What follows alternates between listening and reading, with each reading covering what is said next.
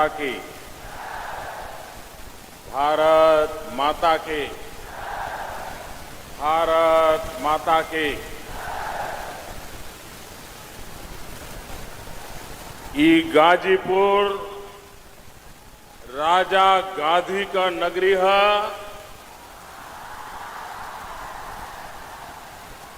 महर्षि विश्वामित्र और यमदग्नि ऋषि का भी धरती है। महान किसान नेता स्वामी सहजानंद सरस्वती जी यही गाजीपुर में पैदा भइलन। देश का आजादी खातिर डॉक्टर पूजन राय समेत 8 शहीद यही धरती पे कुर्बानी 18 अगस्त के दहल 1965 के युद्ध में पैटन टैंक के ध्वस्त करके पाकिस्तान का गुमान चूर करे वाला वीर अब्दुल हमीद भी यही धरती के सपूत है। यह पवित्र धरती के हम नमन करत बानी। यही धरती पर एक ही गांव से 5000 से ज्यादा जवाब देश का सेना में भी देश का रक्षा खातिर काम करेला। इस धरती के बार बार नमन।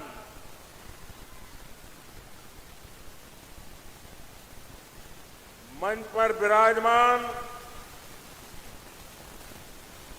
केंद्र में मंत्री परिषद के मेरे साथी, देश के रेलवे मंत्री श्रीमान सुरेश प्रभु जी,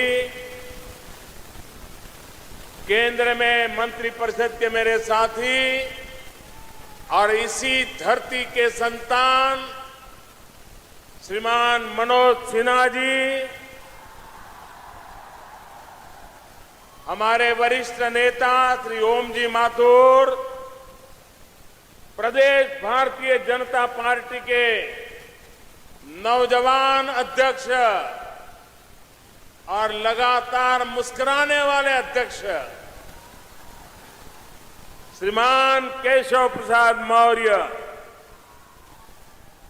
केंद्र में मंत्री परिषद के मेरे साथी डॉक्टर महेंद्र नाथ पांडे,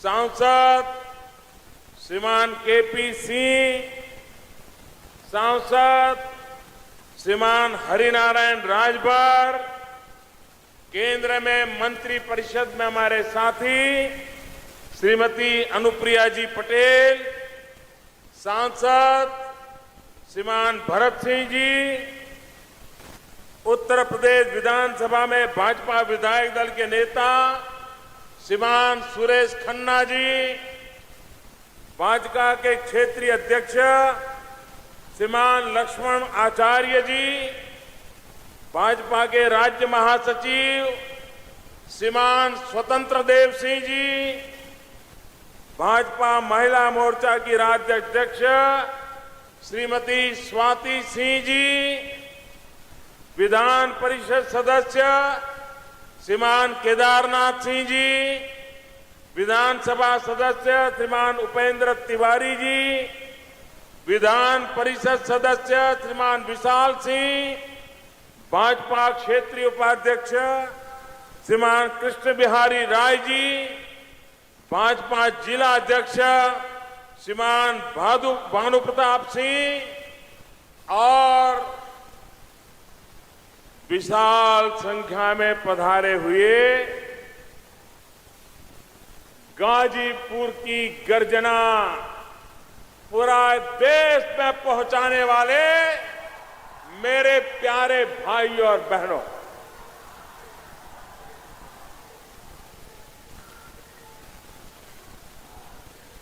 भाइयों बहनों,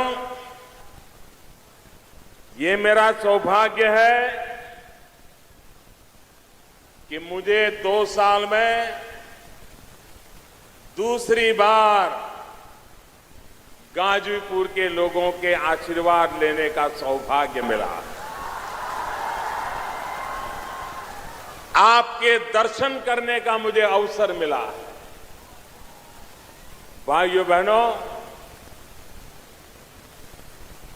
2014 में जब चुनाव चरम सीमा पर था,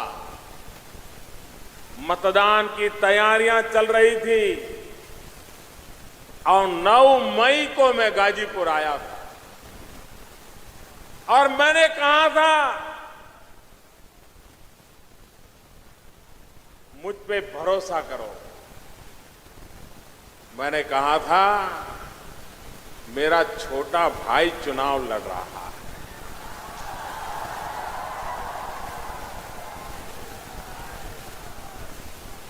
भाइयों बहनों, आप लोगों ने जो प्यार दिया, आप लोगों ने मेरे शब्द पर जो भरोसा किया और आपने न सिर्फ गाजीपुर से मनोज सिन्हा दिए हैं, लेकिन पूरे हिंदुस्तान ने भावी हिंदुस्तान के निर्माण का एक बहुत बड़ी मजबूत नींव रखने का काम पिछले लोकसभा के चुनाव में किया। अगर उत्तर प्रदेश 2014 के चुनाव में पूर्ण बहुमत वाली सरकार बनाने में मदद न करता तो भाइयों बहनों, न कोई भ्रष्टाचारियों को चिंता होती, न काले धन वालों को चिंता होती।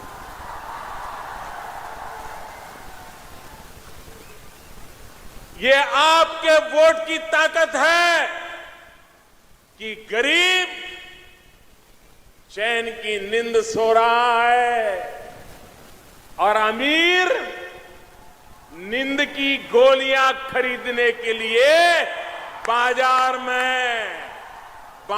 में चक्कर काट रहा है। ये आपके वोट की ताकत है।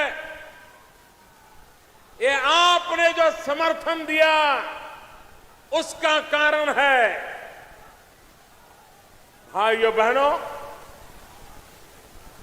मनोज जी आप बैठिए। आप गाजीपुर के लोगों की गर्जना देश को सुनने दीजिए।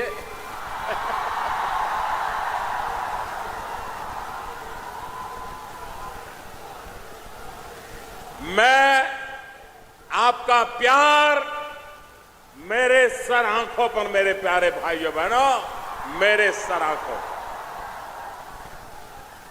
और मैंने वादा किया था, आप जो मुझे प्यार दे रहे हैं, आप जो इस कड़ी धूप में तप रहे हैं, मैं विकास करके ब्याज समेत लौटाऊंगा, मैंने कहा था।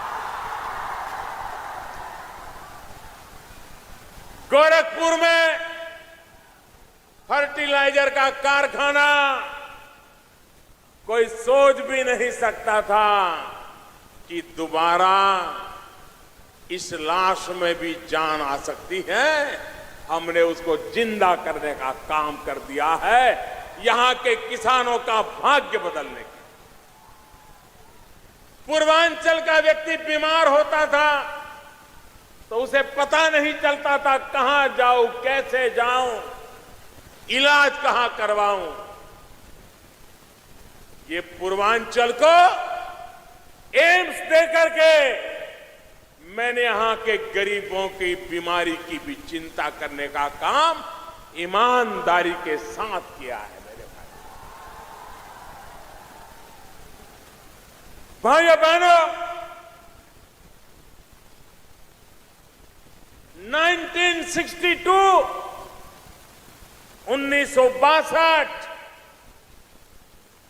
पंडित नेहरू भारत के पहले प्रधानमंत्री, आज उनकी जन्म जयंती है। उत्तर प्रदेश से अनेक प्रधानमंत्री मिले देश को। पंडित नेहरू पहले प्रधानमंत्री थे।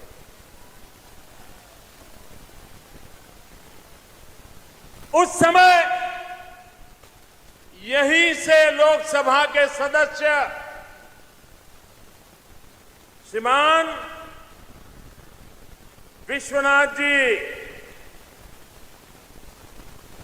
उन्होंने संसद में खड़े होकर के भाषण किया था। विश्वनाथ जी ने भाषण करते हुए उनकी आंखों में से आंसू की धारा बह रही, और विश्वनाथ जी ने कहा था कि पंडित जी, आप उत्तर प्रदेश से चुन करके आए हो, आप उत्तर प्रदेश से प्रधानमंत्री के पद पर पहुंचे हो, लेकिन उसी उत्तर प्रदेश में एक पूर्वांचल है, एक पूर्वी उत्तर प्रदेश है। वहां गरीबी इतनी भयानक है कि यहां के लोग गोबर में से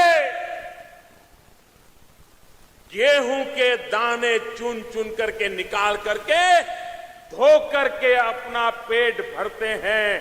प्रधानमंत्री जी, ये भाषण 1962 में पंडित नेहरू के सामने गाजीपुर के सांसद विश्वनाथ प्रताप जी ने किया था।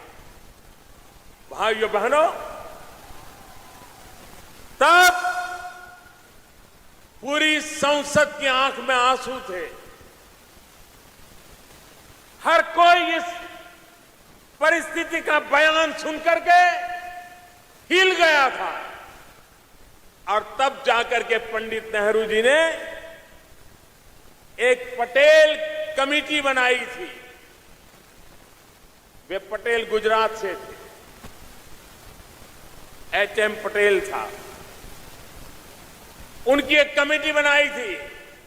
उस कमेटी ने रिपोर्ट दिया था इस इलाके की भलाई के लिए क्या क्या करना। भाइयों बहनों, पंडित जी चले गए, उसके बाद जो भी प्रधानमंत्री आए चले गए। मैं उत्तर प्रदेश से 9वां नंबर का प्रधानमंत्री हूं, 9वां। मेरे पहले 8 आ गए। भाइयों बहनों, वो रिपोर्ट डिब्बे में बंद रहा, कुछ नहीं हुआ। भाइयों बहनों, आज मैंने 14 नवंबर जानबूझ करके चुनी है यहां आने की, क्योंकि पंडित जी के जन्मदिन पर देश को गुमराह करने वाले लोगों को पता चले कि 62 में जो बात हुई थी, 2016 में मेरे आने तक आपने उस पर नजर नहीं की थी। और इसलिए पंडित जी, आपकी आत्मा जहां भी हो, पंडित जी आपकी आत्मा जहां भी हो, 1962 में इन गरीब लोगों के लिए उनकी आशा अपेक्षाओं को कागजों की फाइल में दबोच करके आप चले गए। भले आप चले गए, आपका दल भले ही मुझे गालियां देता हो, आपके दल के नेता, आपके परिवार के नेता मुझ पर झूठे झूठे आरोप लगाते हो, तो भी पंडित जी, आपके जन्मदिन पर ही वो अधूरा काम आज मैं पूरा करने की शुरुआत कर रहा हूं। पंडित जी, आपको ऐसी श्रद्धांजलि इससे पहले किसी ने नहीं दी होगी जो आज उत्तर प्रदेश का एक एमपी आपको दे रहा है। भाइयों बहनों, 62 में कहा गया था कि गंगा जी पर पुल बना करके एक रेल की पटरी डाल दी जाए, ताकि इस इलाके को विकास का अवसर पैदा हो। भाइयों बहनों, सरकारें आई गई, नेता आए गए, सभाएं हुई, तालियां बजी, वोट बटोरे, लेकिन मां गंगा को पार करने के लिए कोई व्यवस्था नहीं। आज मुझे खुशी है और मैं मनोज सिन्हा जी को, सुरेश प्रभु जी को, भारत के रेल विभाग को हृदय से अभिनंदन करता हूं कि आज अभी थोड़ी देर पहले सरकार के एक कार्यक्रम में मुझे उसका शिलान्यास करने का अवसर मिला है और आपने टीवी पे देखा होगा, काम शुरू हो गया। अभी आपको पर्दे पर दिखाया होगा, काम शुरू हो गया। और भाइयों बहनों, समय सीमा में मैं काम पूरा करके रहूंगा, ये भी मैं आपको बताता हूं। भाइयों बहनों, यहां के मेरे किसान भाई बहन, एक जमाना था आप कन्नौज से भी अच्छे इत्र की पैदावार करते थे, सब चला गया। मुझे दोबारा वो रौनक लानी है। मेरे किसानों की जिंदगी में एक नई ताकत पैदा करनी। यहां जो सब्जी पैदा होती है, उत्तम प्रकार की सब्जी पैदा होती है, मां गंगा की कृपा से उस पर एक विशिष्ट स्वाद होता है। अगर उसको पहुंचाने का प्रबंध हो जाए, बिगड़ने से बचाने की, संभालने की व्यवस्था हो जाए, तो बंगाल और आसाम तक यहां की सब्जी खाने के लिए लोग लालायित है। यहां के किसान को वो वहां से पैसा देने को तैयार है। हमने एक व्यवस्था की है पेरिशेबल गुड के लिए, जहां ये आप सुरक्षित अपनी पैदावार रख सकते हैं, बिगड़ने से बचा सकते हैं और सही दाम मिलने पर आप उसको बाजार में बेच सकते हो। मेरे किसान का कोई शोषण न कर पाए, इसकी व्यवस्था की है। भाइयों बहनों,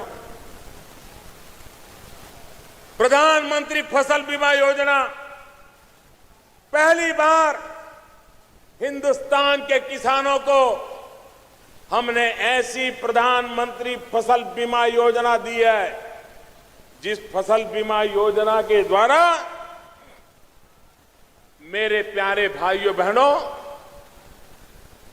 किसान बहुत ही मामूली पैसों से, मामूली चाय कॉफी का खर्चा निकाले उतने पैसों से वो अपना फसल बीमा ले सकता है और बाकी जो रकम भरनी है वो सरकार भरेगी। और किसान अपनी पैदावार पे, मान लीजिए कोई प्राकृतिक आपदा आ गई, फसल बोई है, तैयार होने की तैयारी है, बारिश आ गई, ओले गिर गए, तबाह हो गया, मेरे किसान भाइयों बहनों, आपको इसका पैसा मिलेगा। इसकी बीमा योजना हमने लागू की है। इतना ही नहीं, आपकी फसल तैयार हो गई, कटाई हो गई, खेत में ढेर पड़ा है, अभी ट्रैक्टर आना बाकी है, बाजार में जाना है, सब कुछ तैयार हो गया और अचानक ओले गिर गए, अचानक बारिश आ गई। कटाई होने के बाद कोई देखने को तैयार नहीं होता था। हमने ऐसी फसल बीमा योजना लागू की है कि कटाई के बाद 15 दिन तक अगर खेत में उसका ढेर पड़ा है पैदावार का और कोई नुकसान हो गया तो भी मेरे किसान को बीमा का पैसा मिलेगा। ये काम हमने,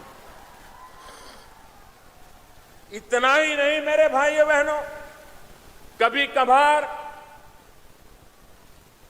हम तय करते हैं कि भाई मई जून में बुआई करेंगे, बारिश आएगी, नहीं आई, बुआई नहीं कर पाए। फिर 15 दिन इंतजार किया, बारिश नहीं आई, बुआई नहीं कर पाए। फिर महीना इंतजार किया, बारिश नहीं आई, बुआई नहीं हुई। अब मुझे बताइए, जून, जुलाई, अगस्त तक बुआई नहीं होगी तो वो बेचारा किसान बुआई भी नहीं कर पाएगा। फसल पैदा होने का तो सवाल ही नहीं है और फसल का बर्बाद होने का तो कारण ही नहीं है। किसान का खेत ऐसा ही सूखा पड़ा हुआ है। ऐसे समय किसान क्या करेगा?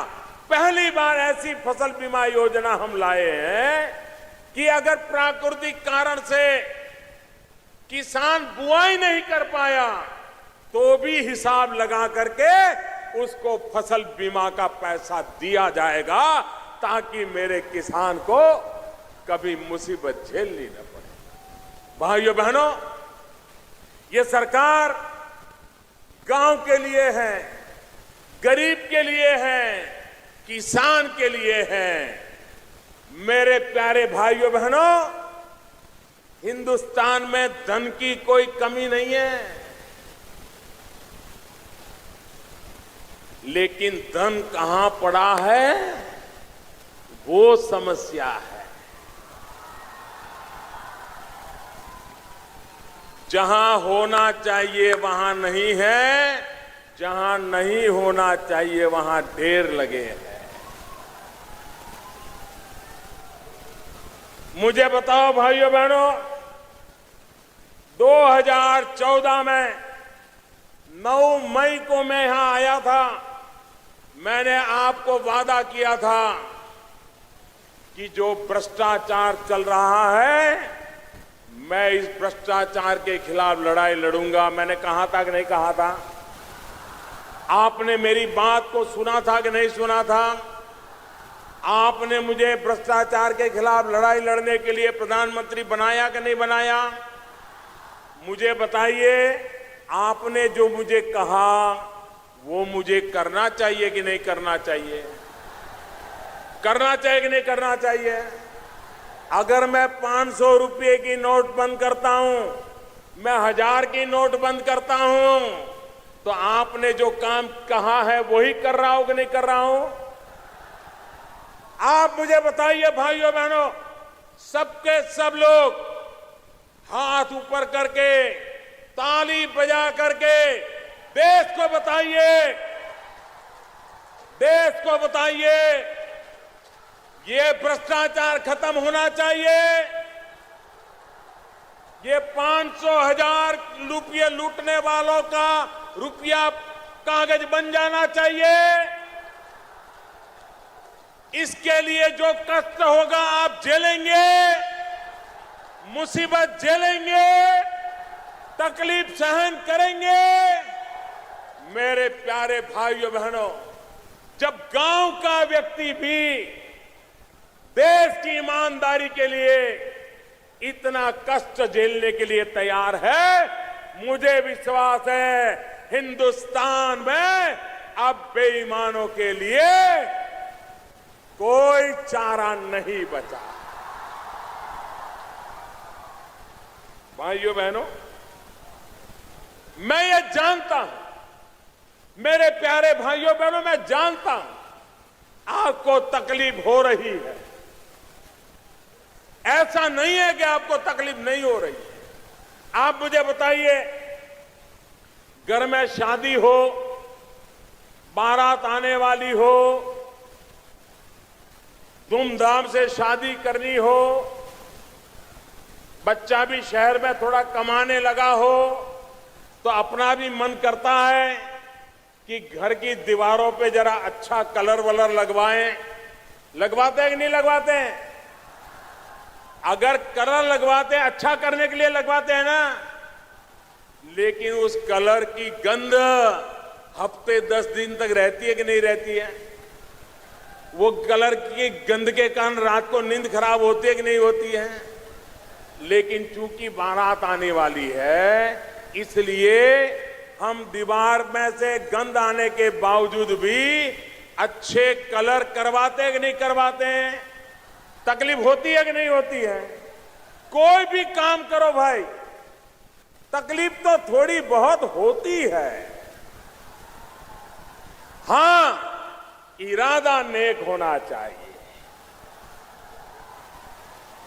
मेरे प्यारे गाजीपुर के भाइयों बहनों, ये जो मैं कर रहा हूं, आप मुझे ताली बजा करके जवाब देना।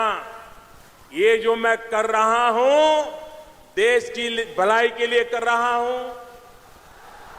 देश की भलाई के लिए कर रहा हूं, गरीबों की भलाई के लिए कर रहा हूं, गांव की भलाई के लिए कर रहा हूं, किसान की भलाई के लिए कर रहा हूं।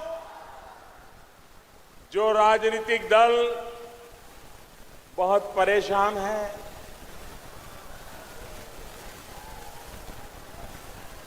उनको चिंता सता रही है, अब करे क्या?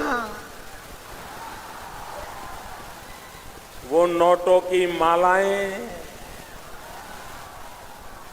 ऐसी ऐसी मालाएं लगती थी, मुंडी भी दिखती नहीं थी।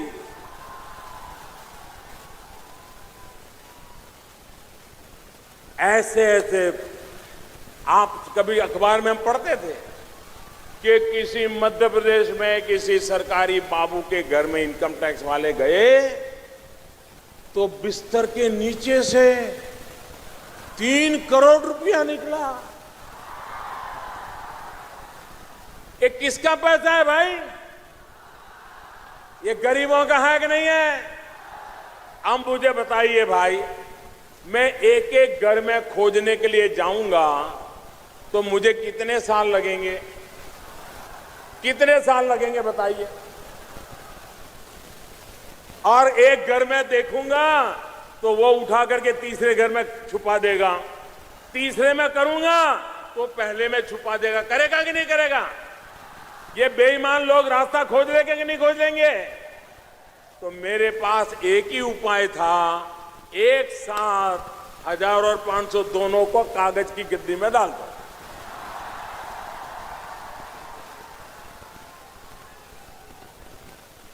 मुझे बताइए, सब बराबर के हो गए कि नहीं हो गए भाई? गरीब अमीर सब समान हो गए कि नहीं हो गए? कुछ लोगों को तकलीफ हो रही है, जो सामान्य ईमानदार नागरिक को हो, उसको जो मुसीबत हो रही है, तकलीफ हो रही है, उसकी मुझे भरपूर पीड़ा है मेरे भाइयों बहनों, बहुत पीड़ा है। मैं रात रात जग करके आपकी तकलीफ कम हो इसके लिए जितना भी मेरे से हो सकता है मैं कर रहा हूं, करता रहूंगा। लेकिन कुछ लोगों को तो जरा ज्यादा तकलीफ हो रही है। ये वो लोग नहीं है, ये कुछ ही लोग हैं, खुद बोलते नहीं हैं, खुद तो मुस्कुराते हैं। मोदी जी ने अच्छा किया, फिर पीछे से कहते हैं लोगों को, अरे भड़को भड़को, जाओ वो हल्ला करो।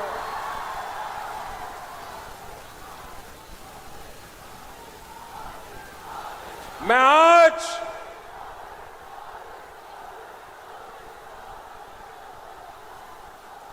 ईमानदारी के नाम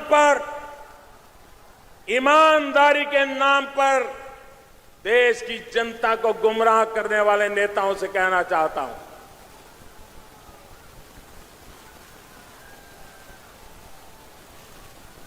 आप में हिम्मत हो तो पब्लिकली बताओ कि 500 और 1000 का नोट चलना चाहिए, भ्रष्टाचार चलना चाहिए, काला धन चलना चाहिए, बेईमानी चलनी चाहिए। बताओ।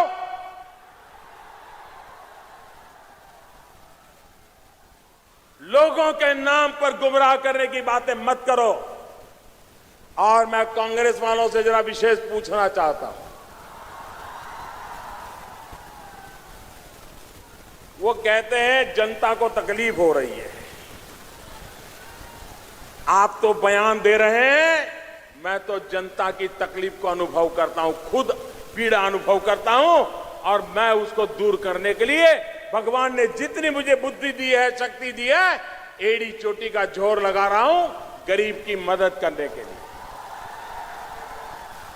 लेकिन जनता की चिंता करने वाली कांग्रेस, ये मुझे बताएं, आपने तो 19 महीने आपातकाल लगा करके, इमरजेंसी ला करके इस देश को जेल खाना बना दिया था। हिंदुस्तान के देश के लिए मरने जीने वाले लाखों लोगों को 19 महीने तक आपने जेल के सलाखों के पीछे बंद कर दिया था। आप कांग्रेस वालों ने हिंदुस्तान में, उस जमाने में आपकी पुलिस लोगों के घर जाती थी, तुम्हारा वारंट निकलने वाला है, और वो बेचारा हाथ पैर जोड़ता था और वो कहता था 1 लाख रुपया दो, वारंट नहीं निकलेगा। इस देश के करोड़ों लोगों से जेल में बंद कर देंगे इस नाम से करोड़ों रुपए ऐंठ लिए थे आपके नेताओं ने, कार्यकर्ताओं ने। आपने हिंदुस्तान के अखबारों पर ताले लगा दिए थे। आपने हिम्मत करने वाले अखबारों को जेल के सलाखे के पीछे एडिटरों को डाल दिया था। आपने पूरे हिंदुस्तान को जेल खाना बना दिया था। अरे कोई बोले भी तो भी उसको जेल के दरवाजे दिखाई दिए देते। और किस काम के लिए? क्या ये सारा काम आपने भ्रष्टाचार को खत्म करने के लिए किया था? क्या ये आपने गरीबों की भलाई के लिए किया था? देश को याद है, इलाहाबाद की कोर्ट ने श्रीमती इंदिरा गांधी को पार्लियामेंट मेंबर से हटा दिया, कानून हटा दिया, तो सिर्फ और सिर्फ आपके प्रधानमंत्री इंदिरा गांधी की गद्दी बचाने के लिए 19 महीने आपने देश को जेल खाना बना दिया था। मुझे पूछ रहे हो? मेरे भाइयों बहनों, मेरा निर्णय जरा कड़क है। और मैं जब छोटा था ना, तो जो गरीब लोग होते थे वो मुझे खास कहते थे कि मोदी जी चाय जरा कड़क बनाना।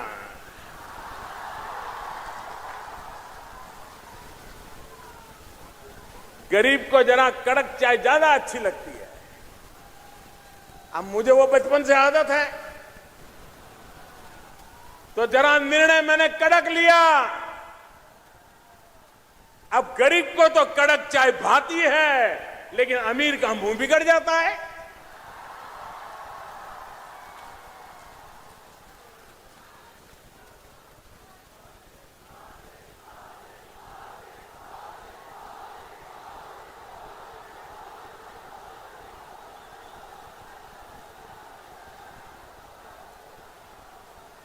ये कांग्रेस वाले आज मुझे समझा रहे हैं, भाषण दे रहे हैं, उनके बड़े बड़े वकील भाषण दे रहे हैं, किस कानून से आपने 1000 रुपया बंद कर दिया, 500 बंद कर दिया।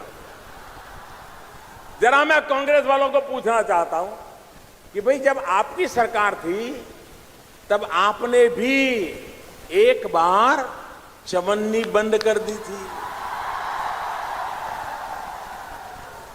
वो चवन्नी बंद कर दी थी तब कौन सा कानून था, जरा मुझे बताओ।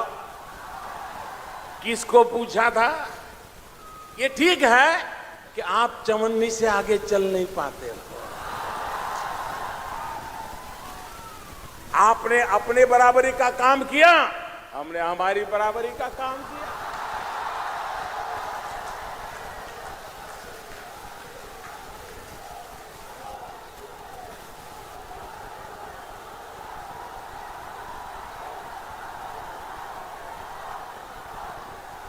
आप मुझे बताइए भाइयों बहनों, ये आतंकवाद, ये नक्सलवाद, ये दिन रात बंदूकें, बम, निर्दोष लोगों को मौत के घाट उतार दिया जाए, हमारे शहीद हो, हमारे नौजवान, जिंदगी के सारे सपने तो अभी बाकी हो, मां भारती के लिए बलि चढ़ जाए। ये आतंकवाद को पैसा कौन देता है? ये नक्सलवाद के पास रुपये कहां से आते हैं? ये उग्रवाद के पास पैसे कहां से आते हैं? भाइयों बहनों, सीमा पार से हमारे दुश्मन वहां पर नकली नोटें छाप छाप करके हमारे देश में घुसेड़ रहे हैं। मुझे बताइए, क्या ये दुश्मनों की चाल चलने देनी चाहिए? ये दुश्मनों की चाल खत्म होनी चाहिए कि नहीं होनी चाहिए? मैं उन नेताओं से सवाल पूछना चाहता हूं, आतंकवाद के खिलाफ लड़ाई लड़ने के लिए, नक्सलवाद के खिलाफ लड़ाई लड़ने के लिए, उग्रवाद के खिलाफ लड़ने के लिए ये जाली नोटों का खात्मा होना चाहिए कि नहीं होना चाहिए? ये जाली नोटें समाप्त होनी चाहिए कि नहीं होनी चाहिए? मुझे बताइए, 500 और 1000 की नोट पर अगर मैं हमला न बोलता तो ये जाली नोटें कभी खत्म हो सकती थी क्या? सामान्य मानवी को पता चलेगा कि कौन सी सही कौन सी नकली? इसी से वो कारोबार चलाते थे। और भाइयों बहनों, जब से 500 और 1000 नोटों पर हमला बोल दिया है, ये परेशान है, पेमेंट नहीं कर पा रहे, पेमेंट। भाइयों बहनों, कुछ अफवाहें फैलाई जा रही है, गृहिणी को भड़काया जाता है कि देखो, तुमने तो बेटी की शादी के लिए घर में से 2 रुपया, 5 रुपया, 25 रुपया बचा बचा बचा करके बेटी 20 साल की हुई, तुमने पैसा जमा किया, अब ये मोदी सारे पैसे ले गया। मेरी माताएं बहनें, जब तक तुम्हारा ये भाई जिंदा है,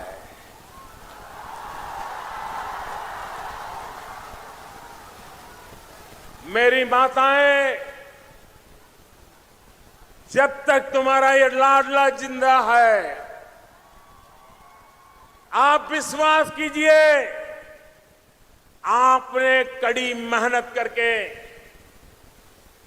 5-50 रुपये बचा बचा करके बेटी की शादी के लिए पैसा बचाया है, उस पर एक भी सरकारी अफसर आंख तक नहीं लगा पाएगा। आप हिम्मत के साथ बैंक में अपना जमा करा दीजिए, अपना खाता खुलवा दीजिए। अरे मेरी सरकार उस पर ब्याज भी देगी। आपकी बच्ची की शादी में वो ब्याज भी आपके काम आएगा। और मेरा इनकम टैक्स डिपार्टमेंट ऐसी माताओं बहनों को पूछेगा तक नहीं कि 2.5 लाख रुपया आया कहां से था। लेकिन क्या 2.5 करोड़ वालों को भी छोड़ूंगा क्या? बिस्तर के नीचे से रुपये निकले, क्या उनको भी छोड़ दूं क्या? गनी बैग में भरे हुए थैले भर भर कर रखे पैसे, उनको भी छोड़ दूं क्या? इन दिनों आपने देखा होगा, जरा जाकर के शहरों में देखना, रात को गाड़ियां निकलती हैं, देखती हैं कहीं सीसीटीवी कैमरा तो नहीं है। अगर सीसीटीवी कैमरा नहीं है तो चोरी छुपी से मुंह पर कपड़ा बांध करके जो कूड़े कचड़े का ढेर होता है ना, उसमें जाकर के नोट फेंक करके भाग जाते हैं। क्योंकि मैंने कहा है, ये जो नोट फेंकने आ रहे हैं, सीसीटीवी कैमरा में वो भी अगर हाथ लग गए तो हिसाब तो देना ही पड़ेगा।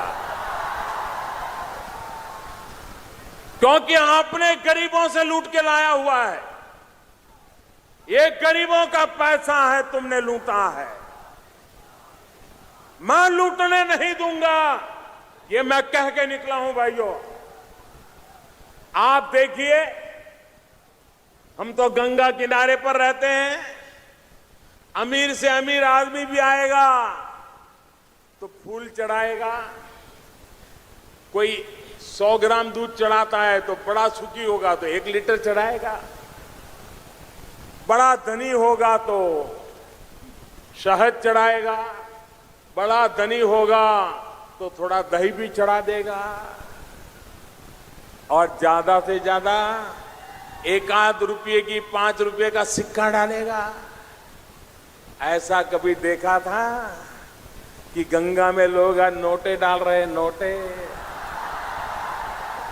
500 की 1000 की बह रही है।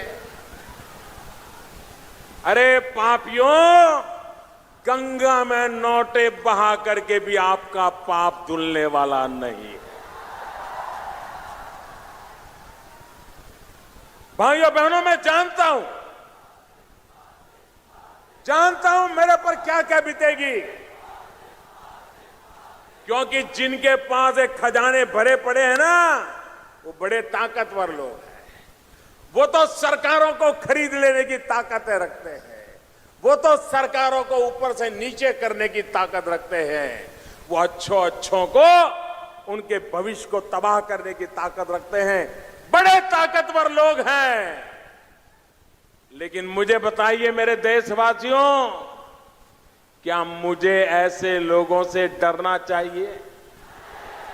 पूरी ताकत से बताइए, डरना चाहिए, घबराना चाहिए, भाग जाना चाहिए, ईमानदारी का रास्ता छोड़ देना चाहिए?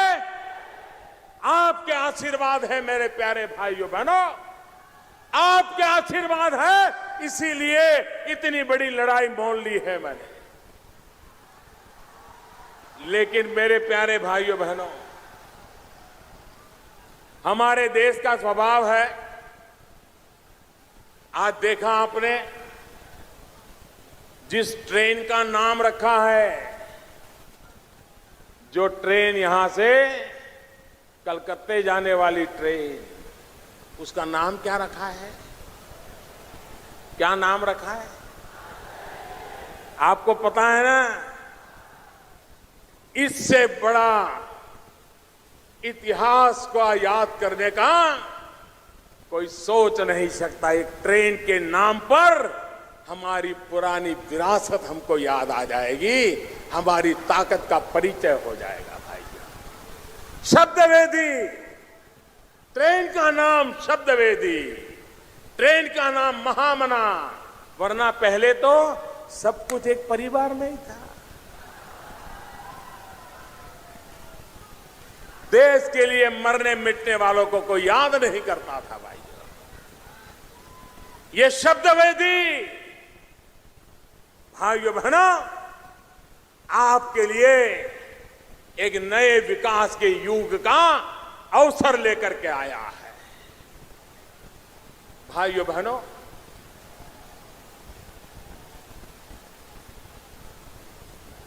आपसे मेरी प्रार्थना है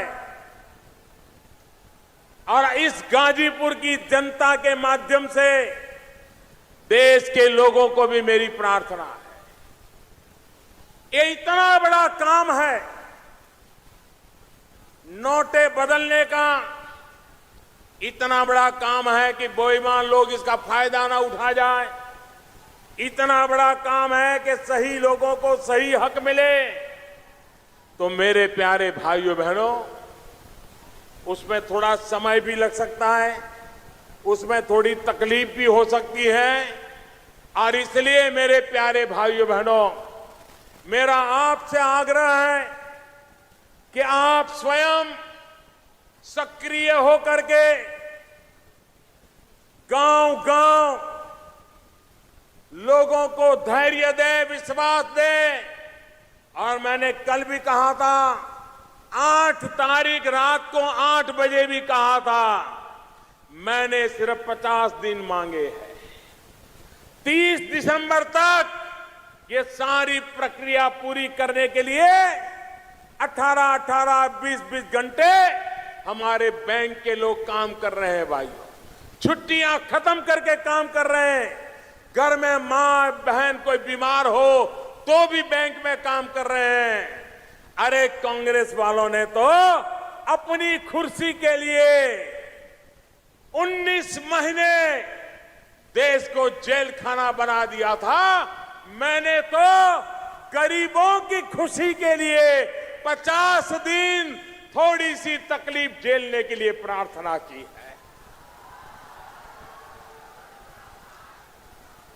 आप तकलीफ सहन करेंगे, मेरी मदद करेंगे, देश की मदद करेंगे, गरीबों की मदद करोगे, ईमानदारी की मदद करोगे। अरे जिस देश के गांव का लोग व्यक्ति भी ईमानदारी के लिए इतना कष्ट झेलता हो, तो मुझे विश्वास है मेरे प्यारे भाइयों बहनों, मेरे देश में अब बेईमानों के दिन खत्म होके रहेंगे, खत्म होके रहेंगे। एक बार भाइयों बहनों, आप सब खड़े होकर के तालियों के गड़गड़ाहट के साथ मुझे आशीर्वाद दीजिए इस पवित्र काम के लिए। तालियों के गड़गड़ाहट के साथ इस पवित्र काम के लिए मुझे आशीर्वाद दीजिए।